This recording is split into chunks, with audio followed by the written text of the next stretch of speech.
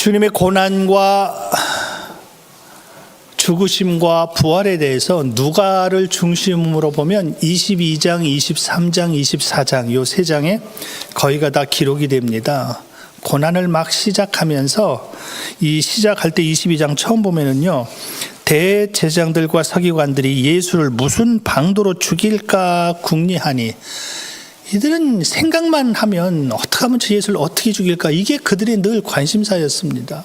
늘 그 생각이 그들 속에 모이기만 하면 어떻게 죽일까, 뭐로 죽일까, 무슨 제목으로 죽일까. 죄목도 없으니까 스스로 막 만드는 거예요. 만들어서 이거로 죽일까, 이거를 왜 죽이기로 이미 결정을 했으니까. 근데 놀랍게 그 말씀과 더불어 거기에 딱 같이 달라붙는 말씀이 있었는데, 그것이 뭐냐면 유다에게 사단이 들어가니라. 이게 22장 시작이에요. 그렇게 하고 만찬 가운데 주님이 유다를 가리켜 인자는 하나님이 원하신 대로 간다. 그런데 나를 파는 그 사람에겐 화가 있어. 화라는 단어를 주님이 여기다 한 번 쓰셨습니다. 유다에게. 주님은 화라는 단어를 안 쓰시잖아요. 근데 유다에게 나를 파는 그 사람 화가 있어. 그 사람 지금 나와 함께 손을 상우에 올려놓은 사람이다. 사실 누구라고까지 지금 지목해 주시는 거잖아요. 이 사람이 나를 파는데 이 사람에겐 화가 있다. 이 화라는 의미를 제 위치에서 제 상식으로 제 방법을 한번 해석해 봤습니다. 화가 뭘까? 왜 유다에게 화가 있다고 그랬을까? 지금 유다가 한 일이 예수님 파는 거거든요. 배반하는 거거든요. 윤삼십이 그냥 돈 몇 푼 받고 예수님 어디 있어? 정보만 그냥 흘려준 거예요. 별거 아니잖아요. 근데 화가 있대요. 화가 있대요. 그래서 그 유다를 뒤로 쭉 역추적 쭉 해보면요, 유다에게 최고 화가 뭐냐면 다시 그가 돌이키지 않는 거예요. 회개하면 산다고 그랬잖아요. 두루마기를 빨면 복이라고 그랬잖아요. 유다는 돌이키질 않습니다. 아무것도 아닌 것 같아도 그 문제 가지고 그냥 그 문제 가지고 죽어요. 회개하지 않아요. 그래서 마지막에 회개하지 않는 것이 얼마나 무섭구나라는 것을 다시 한번 경험하게 됩니다. 왜 주님이 유다에게 너는 화가 있다 그렇게 말씀하셨을까? 근데 실제 유다는 다시 주님 앞으로 안 돌아와요. 유다보다 더 큰 죄 지은 사람들 많죠. 대표적인 게 베드로잖아요. 유다는 유다는 예수님 앞에 저주까지 안 했습니다. 근데 베드로는 예수님을 저주까지 했습니다. 근데 베드로는 멋있게 서요. 그 후반절에 한번 조금 그 부분은 나 볼 수 있으면 한번 보도록 할게요. 우리 지난 금요일 날 중요하게 봤던 것 중에 하나거든요. 분명히 하나님을 실수했어. 실수해도 보통 실수한 게 아니야. 근데 초대교회의 가장 든든한 버팀목으로 하나님이 그를 다시 써버리잖아요. 왜? 그는 다시 돌이켰어. 다시 돌아왔어. 우리 잘못할 수 있다고 그랬습니다. 근데 잘못을 인하여 하나님 죄송합니다. 이게 어마어마한 특권이며 축복이라고 그랬습니다. 근데 화가 임한 사람은요, 절대 자기 일에 대해서 돌이켜지지 않는다고 그랬어요. 회개가 안 돼요. 이게 제일 무서운 겁니다. 하나님 앞에. 진노 중에 진노고 저주 중에 저주예요. 그래서 주님은 화라는 한 단어로 딱 묶어버렸습니다. 그에겐 화가 있어. 화가 있어. 그러면서 주님이 만찬 후에 겟세마네로 가시죠. 땀방울이 핏방울 되도록 기도하시며, 이제는 유다의 배반에 의해서 팔리게 되고 잡혀가게 되고 밤새 빌라도 법정에서 심판을 받습니다.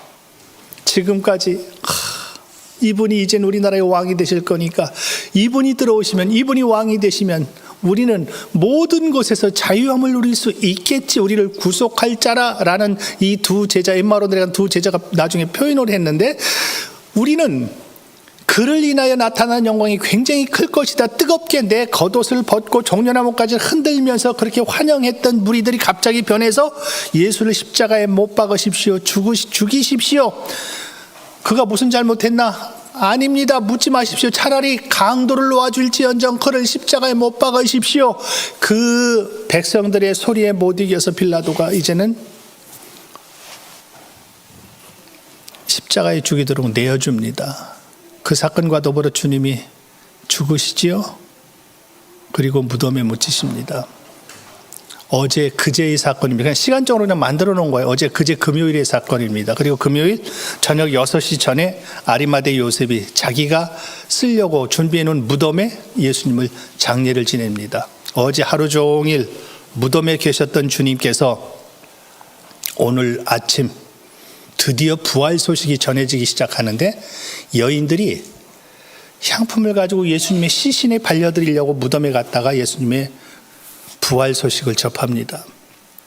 그게 24장부터 나오기 시작하는 거예요. 가서 제자들에게 얘기해 줍니다. 제자들이 허탄한 소리, 다시 말하면 이상한 소리, 그런 소리 하지 마, 그런 소리 하지 마. 제자들도 그 소리를 듣고 안 믿었다고 그랬습니다. 그 후에 두 제자가 예루살렘에서 떠나 엠마오로 내려가고 있습니다. 예수님 옆에서 동행하고 계십니다. 근심하며 가는 그 제자들을 향하여 동행하는 그분이 말씀하십니다. 아직 이들은 예수님인 줄 모르니까요. 동행하는 그분이 제자들에게 왜 얼굴에 근심이 많아? 예수님을 다그치며 야단칩니다. 당신 예루살렘에 있었으면서 당신만 그 사건을 모른단 말이요. 예수라고 하는 사람이 죽었어. 우리는 그가 선지자인 줄 알았어. 모든 것에서 우리를 구속할 자라고 우리는 그렇게 생각했어. 그런데 대제사장들이, 장로들이 그를 죽이는 데 내어주었어. 마태복음 16장이 다시 떠오르더라고요. 마태복음 16장에 보면은 비로소 주님이 죽을 것을 그들이 가르치셨다고 그랬잖아요. 장로들에게, 대제사장들에게, 서기관들에게. 그래서 우리 신앙생활할 때 다시 한번 부활주일 아침에 다시 한번 점검합니다.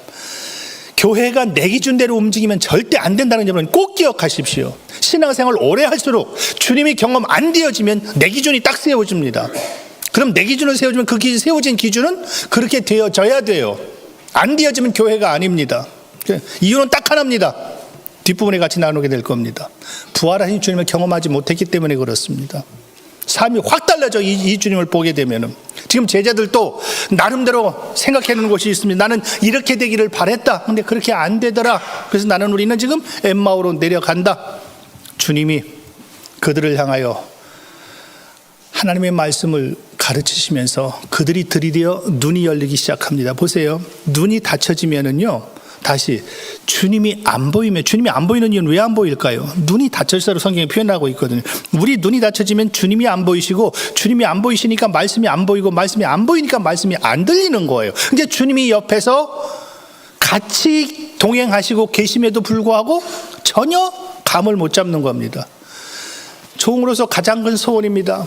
우리 주님이 늘 우리 교회 안에 임재하시기를 원합니다. 최고의 축복. 다른 건 없어도 괜찮아요. 우리가 좀 부족해도 괜찮아요. 아파도 괜찮아요. 문제가 있어도 괜찮아요. 주님만 계시면 돼요. 반대로 주님이 안 계시다면 어떤 문제가 없다 할지라도 그건 교회가 아닙니다. 막 주님이 좌장하고픈 그런 교회이기를 원합니다. 근데 주님이 계신데도 불구하고 마치 안 계신 것처럼. 왜요? 우리 눈이 닫혀서 그래요. 그래서 우리 눈이 닫혀 주님이 안 계심을, 또 주님이 안 보여지니까 교회는 내 마음대로 움직여져야 돼. 왜? 주인은 나니까. 주님이 말씀으로 그들의 눈을 열어주십니다. 딱 열어서 보니까 주님. 우리 말씀 몇 줄만 한번 빨리 한번 같이 보겠습니다. 자, 우리 29절 말씀 한번 같이 봅니다. 좀 한번 찾아주십시오. 방송실 있죠?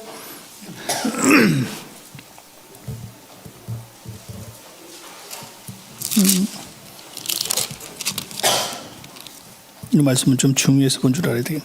자, 32절 말씀, 24장 32절을 한번 좀 주십시오. 그 말씀부터 한번 같이 보겠습니다. 32, 33, 34, 35 계속 말씀. 방송실 빨리빨리.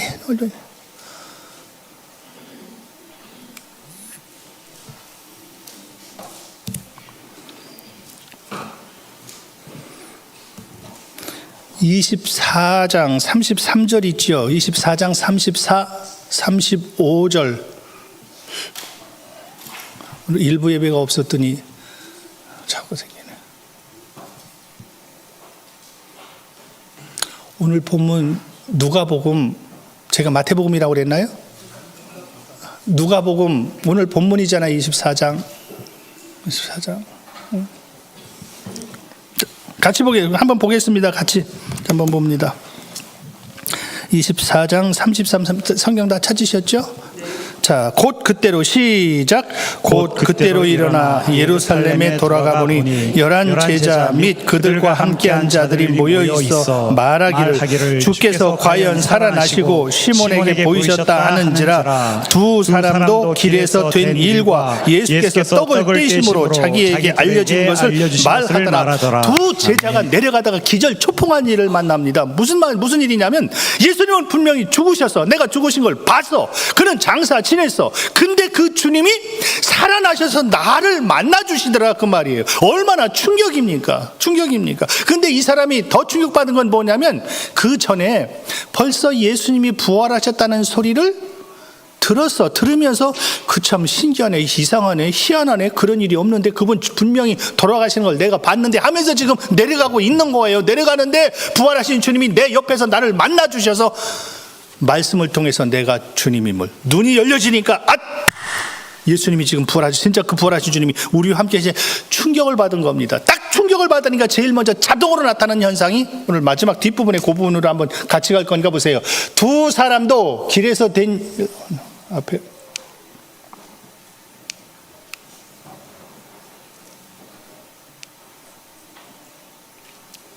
그 부분 다시 줘요. 지금 읽었던 그 부분.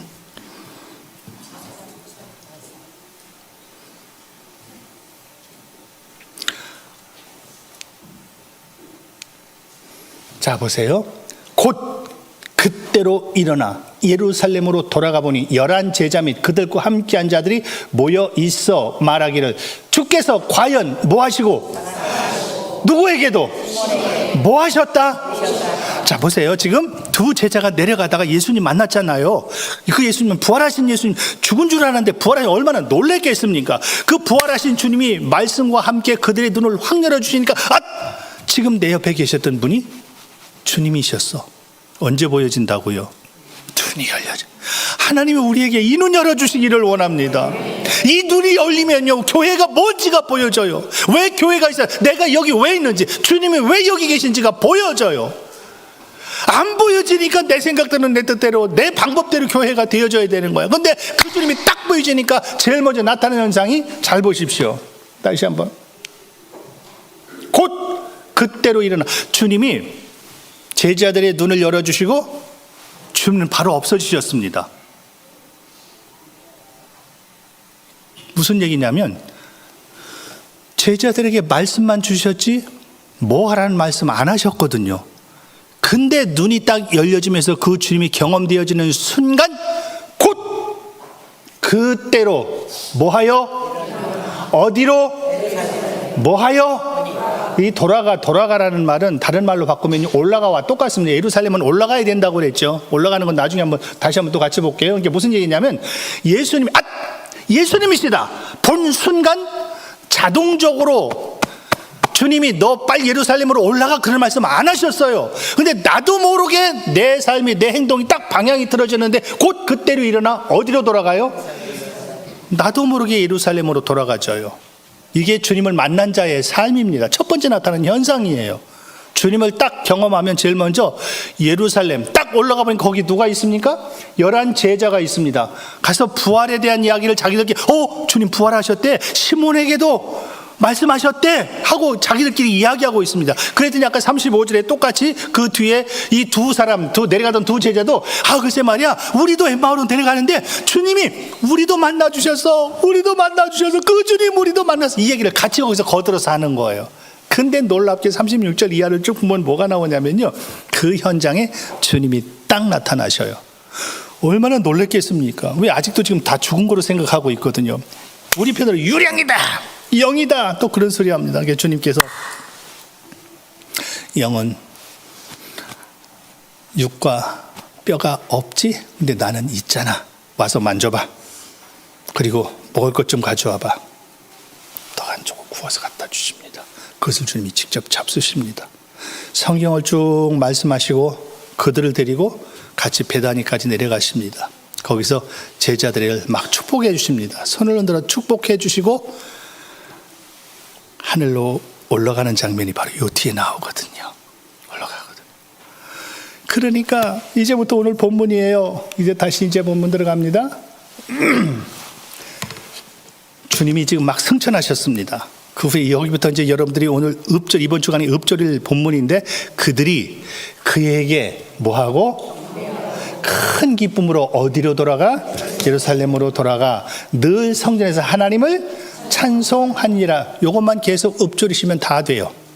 다시, 왜 부활하신 주님은 제자들에게 말씀 주시고 그냥 하늘로 올라가셨는데, 다시 그들은 자동적으로 나타나는 것이 예루살렘으로 돌아가게 됩니다. 그리고 그것에서 그에게 경배하고, 오늘 요 단어만 하나 같이 보겠습니다. 경배란 단어 앞에 있나요? 예, 경배.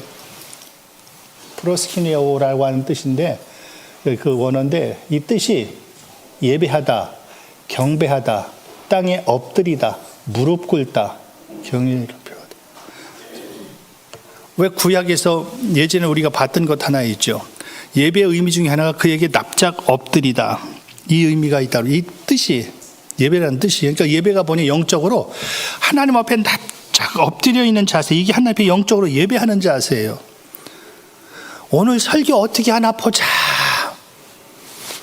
이건 주님과 전혀 상관없는 초보에 머물러 있는 모습이고요. 진짜 하나님 앞에 예배하는 사람은요, 그분 앞에 납작 엎드려, 하나님 오늘 내게 무슨 말씀 주실 겁니까?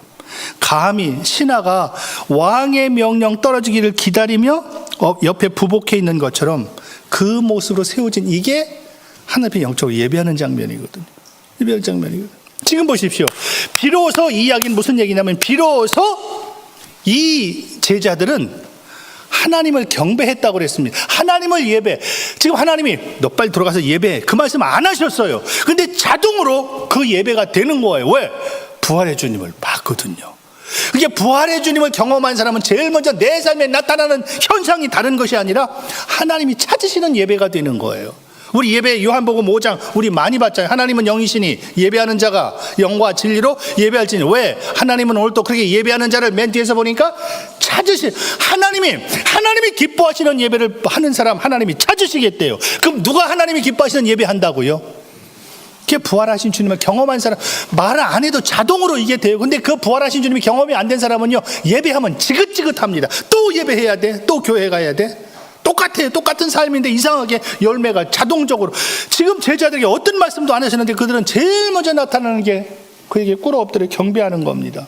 그를 예배하는 겁니다. 예배하는 겁니다. 근데 하나님이 그 예배를 말씀하시면서, 이 예배 같은 단어거든요. 프로시키네요. 이 예배란 단어가. 그럼 보세요. 하나님은 그 예배하는 자를 찾으시겠대요. 하나님이 기뻐하시는 예배가 있대요. 그 예배하는 자를 찾으시겠대요. 누구냐? 내가 찾겠다. 찾겠다. 하나 보여드릴게요. 베드로가 고백을 합니다. 같이 읽습니다. 너희도 산돌같이, 시작. 너희도 산돌같이 신령한 집으로 세워지고 예수 그리스도로 말미암아 하나님이 기쁘게 받으실 신령한 제사를 드릴 거룩한 제사장이 될지니라. 하나님이 뭐하게 받으실? 신령한 뭐를 드릴? 다시 말하면 제사 중에 하나님이 기뻐 받으시는 제사가 있다. 이 말은 반대로 드시면 하나님이 안 기뻐하시는 제사도 있다. 신약이에요. 그래서 아까 요한을 통해 하나님이 그렇게 예배하는 자를 찾으시겠다는 거예요. 그럼 제가 다시 한번 잘 보십시오. 하나님이 기쁘게 받으실 신령한 제사, 이 신령한 제사를 누가 드리나? 하나님이 기쁘게 받으실 신령한 제사를 드리는 자가 누구냐면 거룩한, 요 사람이 그렇게 할 수 있는 거예요. 거룩한 제사장. 다시, 그러면 제사장을 가리켜. 그래서 지금 베드로전서 2장 5절입니다. 9절 이하에 보면은 너희는 택한 족속이요 왕 같은 제사장이요, 모든 믿는 사람들을 가리켜 제사장이라고 표현하고 있습니다.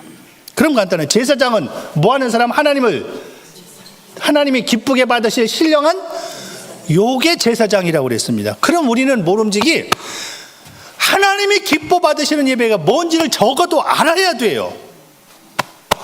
내가 어떤 예배, 어떤 마음으로 어떻게 예배할 때, 그래서 우리가 소제, 번제에서 화목제, 속제제, 속건제 우리 많이 봤던 그 예배의 기본 정신이라고 그랬습니다. 하나님이 어떤 예배를 기뻐, 내가 어떤 마음으로 하나님을 예배하고 찬양할 때 하나님이 기뻐하시는지 제사장은 그걸 알아요. 그럼 답이 하나 나왔죠. 보세요. 그게 거룩한 제사장인데, 제사장은 우리가 성막을 많이 본 이유, 이번에 성막 교제를 나누면서 보면서 마지막 주일날 보는 네 챕터가 있었는데, 그것이 뭐냐면 성막 앞에 서야 합니다. 뜰 안으로 들어와야 됩니다. 성소 안으로 들어가야 됩니다. 지성소로 들어와야 됩니다. 점점 지성소, 하나님의 임재의 장소까지 우리를 초청하는 그 말씀을 우리가 같이 나눴는데, 제사장은 어디에 들어가죠?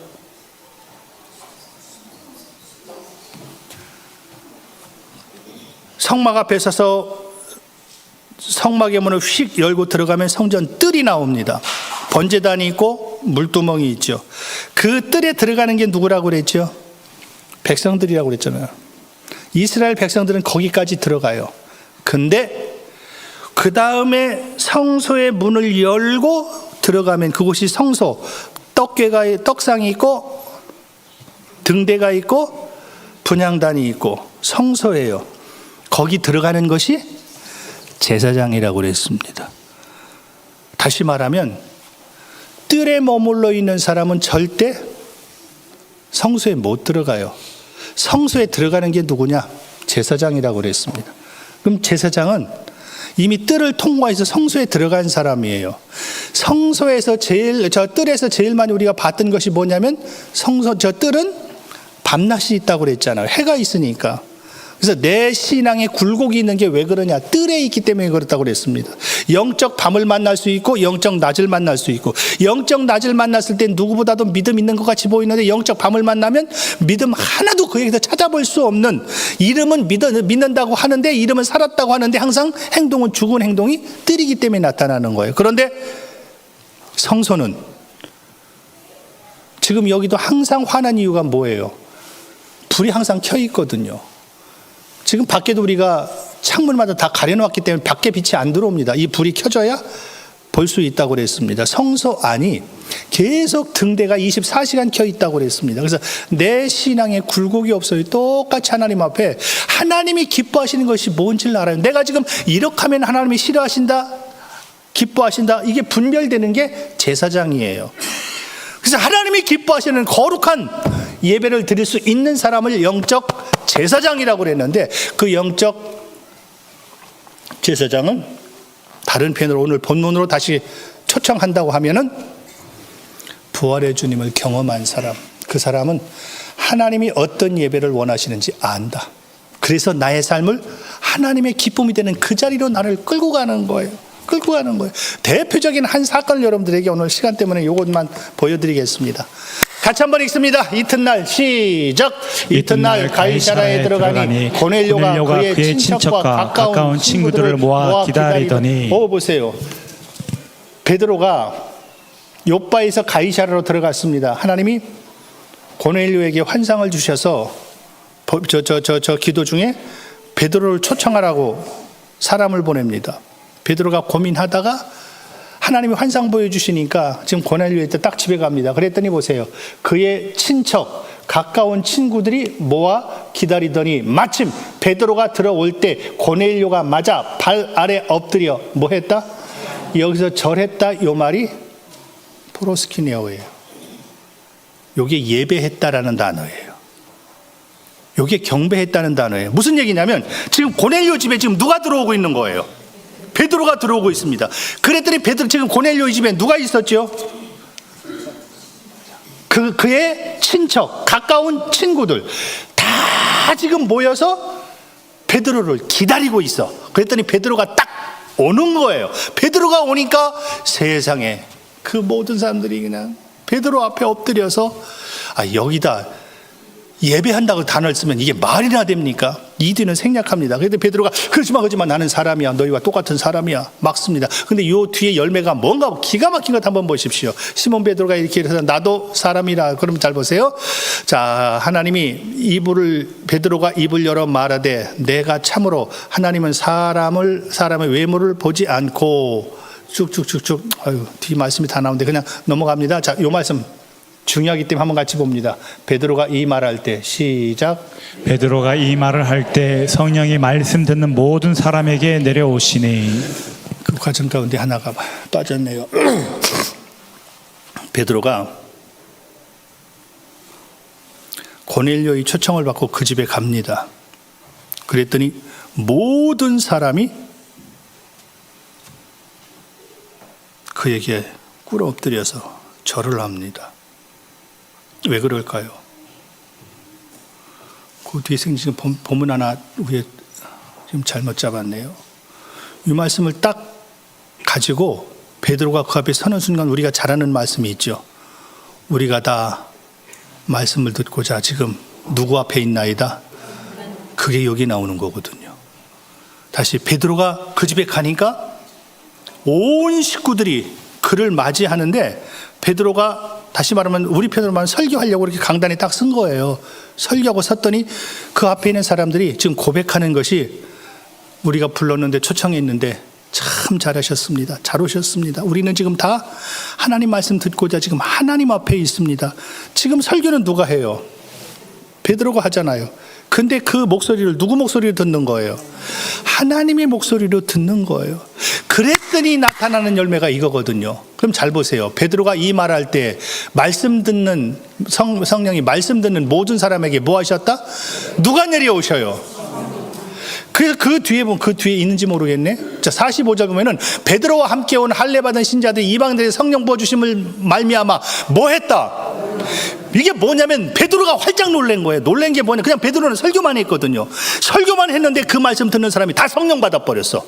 베드로는 상상도 못한 거예요. 깜짝 놀란 거예요. 아니, 도대체 이게 어찌 된 일이냐? 어찌 된 일이냐? 이게 무슨 얘기냐면 베드로가 설교 자리에서 성령 받은 것이 아니라 말이에요. 베드로와 아무 상관없다. 그 사람들이 말씀 받을 때 어떻게 받았죠? 하나님이 주시는 말씀처럼 그 사모함 가지고 베드로만 봐도 그를 예배하는 마음으로 베드로를 지금 맞이했습니다. 그 마음 가지고 말씀 받으니까 성령이 충만히 임하는 걸 보고 베드로와 같이 갔던 사람도 베드로도 이것 때문에 막 기절초풍한, 아하, 내 능력이 아니구나, 내가 하는 거 아니구나, 그들 마음밭이 하나님이 원하시는 열매 맺을 마음밭으로 준비가 되니까 하나님이 그들에게 막 제한 없이 성령을 부어주시는구나. 할렐루야. 지금 보세요. 문자적으로 보면은요, 사람들이 고넬료 입장에서 볼 때 베드로 하면은 보세요. 야, 오늘 밤에 다 나를 버리고 떠나갈 것이다. 그리고 장로들, 바리새인들, 이 사두개인들, 서기관들, 대제장들이 나를 죽일 거다. 제가 눈 시퍼렇게 뜨고 있는데 주님 그런 말씀 함부로 하지 마십시오. 함부로 하지 마십시오. 너는 이 밤 다 굴기 전에 벌써 너는 나를 3번 모른다고 부인할 거다. 그러면서 가서 기도하실 때 유다와 더불어서 대장이 보낸 종들이 뭉치를 가지고 예수님 잡으러 오잖아요. 그때 베드로가 칼을 들어서 귀를 내려치죠. 귀를 잘라버리잖아요. 세상에, 주님이 칼 다시 꼭 집어넣어. 칼 가진 자는 칼로 망한다. 사람의 그냥 자기 말만 귀를 잘라버린 사람이에요. 더군다나 자기 선생님을 가리켜 내가 맹수하고 저주하는데 예수 나 몰라. 그 예수가 누군지 나는 몰라. 이런 추하고 더러운, 지금 베드로의 위치에서 딱 보십시오. 야, 베드로가 누군지 알아? 너 베드로 설교 듣는다고? 야야, 베드로 말도 마라. 그건 예수님 제자도 아니야. 예수님을 그렇게 철석같이 믿는다고 하다만 배반했던 그런 사람이야. 그런 사람의 말을 뭐하러 들어? 맞잖아요. 그 얘기를 하면은. 근데 흠이 많은 베드로를 보는 것이 아니라 베드로 속에 계신 하나님이 보여지는 겁니다. 베드로의 그 모습을 보면은, 야, 저거 말씀 들을 필요 없어. 저거. 예수님도 배반했던 놈이야. 우리 귀 닫자. 차라리 그 시간에 다른 것 주보나 그냥 처음부터 끝까지 다 오타 있나 찾아나 보자. 그럼요. 그 생각이 딱 내 속에 들어오죠. 근데 전혀, 왜? 하나님이 내게 말씀 주신다는 것, 그것 하나 때문에 부활의 주님이 경험되어지면요, 그 사람의 허물이 보이는 것이 아니라 그 사람 속에 있는 하나님이 보여진다, 그 말이에요.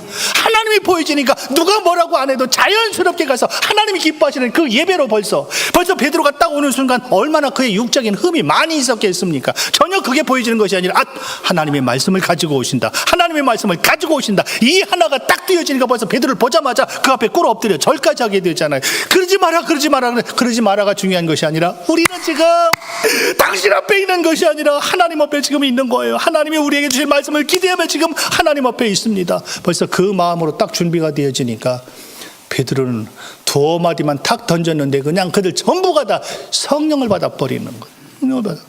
성령이 아니곤 줄을 주라 신할 수 없다고 그랬죠.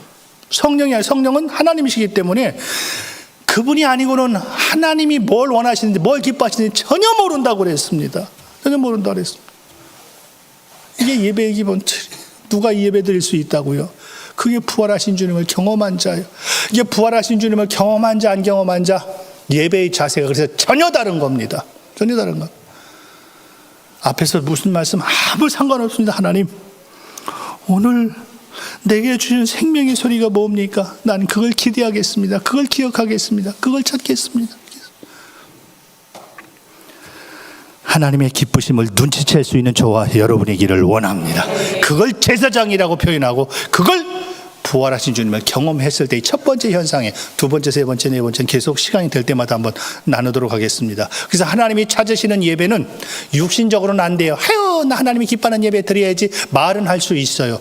안 돼요. 절대 안 돼요. 근데 그 주님이 경험된 자는 누가 뭐라고 안 해도 하나님 오늘 내 이 시간을 통해서 하나님이 최고 기뻐하는 예배 올리도록 내 마음가짐을 벌써 그렇게 준비하고 하나 앞에 딱 있어요. 부활하신 주님을 경험한 사람, 그 부활하신 주님이 영원토록 우리 교회 안에 좌정하시기를 원합니다.